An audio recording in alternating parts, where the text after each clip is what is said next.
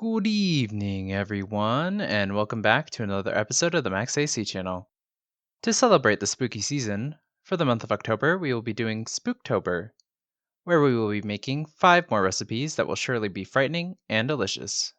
For this episode, we continue the spooky celebration with a filling and frightening recipe, Meatball-Stuffed Pasta Brain.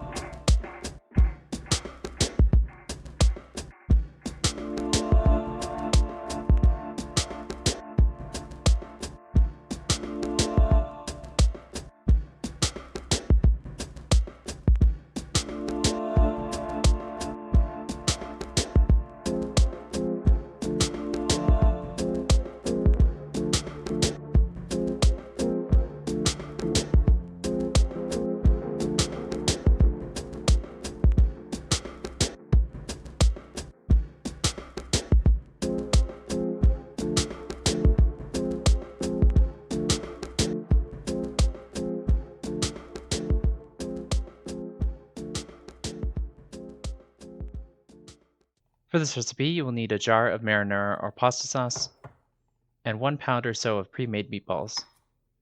You of course can buy the sauce and meatballs at the store, but if you want, you can also make them yourself. If you want to, go check out my spaghetti and meatballs video for a recipe for both.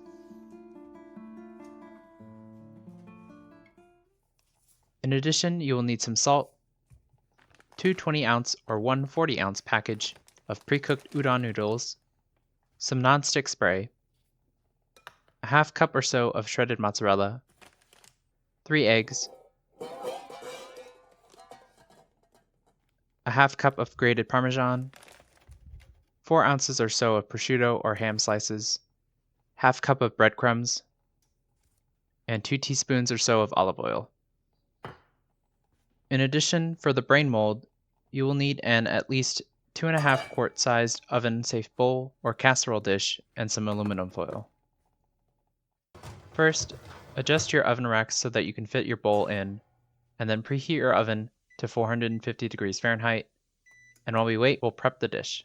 In a saucepan, warm up your meatballs and sauce over medium-low heat, but make sure to save a cup or so of the sauce for later. While this is happening, also bring a large pot of water to boil and add in some salt. While we wait for this, we'll create the mold for the brain. First, roll a large piece of foil into a long triangular prism shape.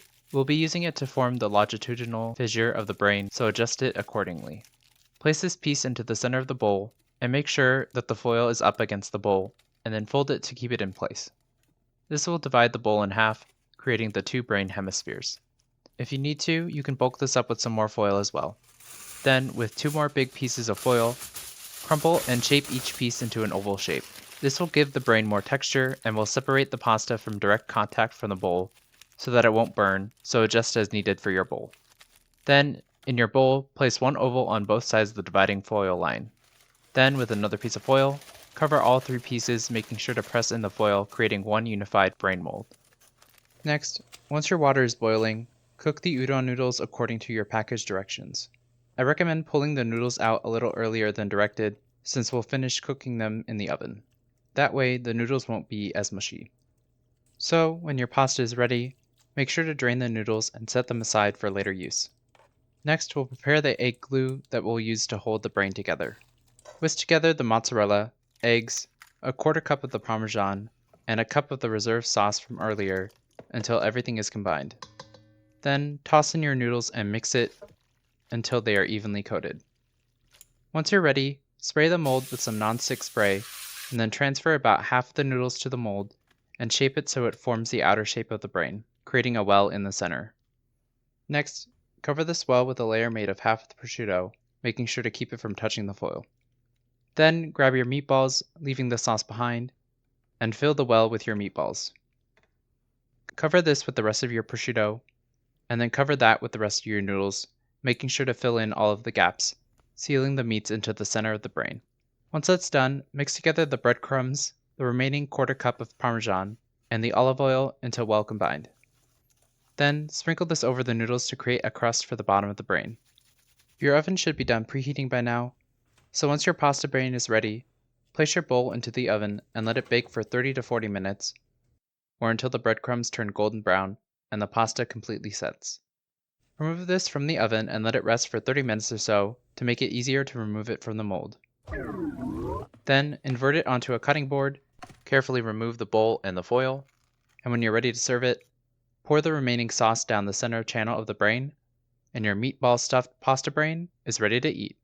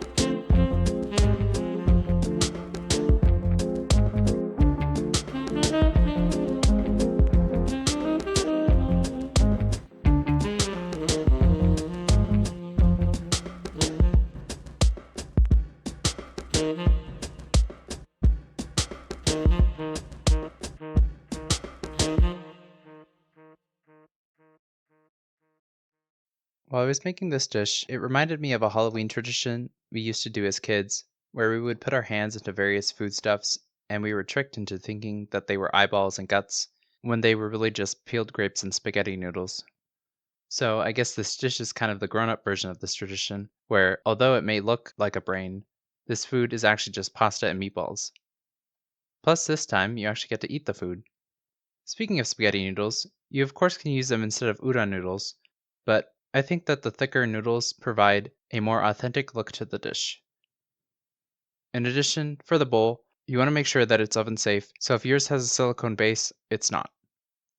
Any pure metal or glass one should work.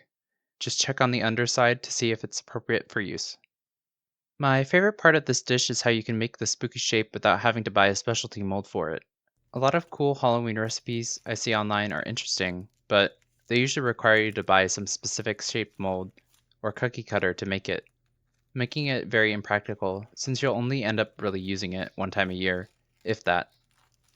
So I appreciate that this dish only requires a bowl and some aluminum foil to make a pretty convincing brain shape. Actually, I found this recipe while I was searching for Halloween ones on the Food Network website, and I clicked on this one thinking you would need some sort of expensive mold since it looked so realistic. But when I realized how simple it was, I knew I just had to try it. Anyway, I hope you all enjoyed the video. In the comments below, let me know how it went if you decided to make it, and let me know if there's anything you want me to make next. Like the video, share with your friends and family, and subscribe to this channel for more episodes of the Max AC channel. And remember, if you want to stay cool in the kitchen, turn your AC to the max and watch the Max AC channel. It's alive! Oh, it's alive! It's alive! It's alive! It's alive!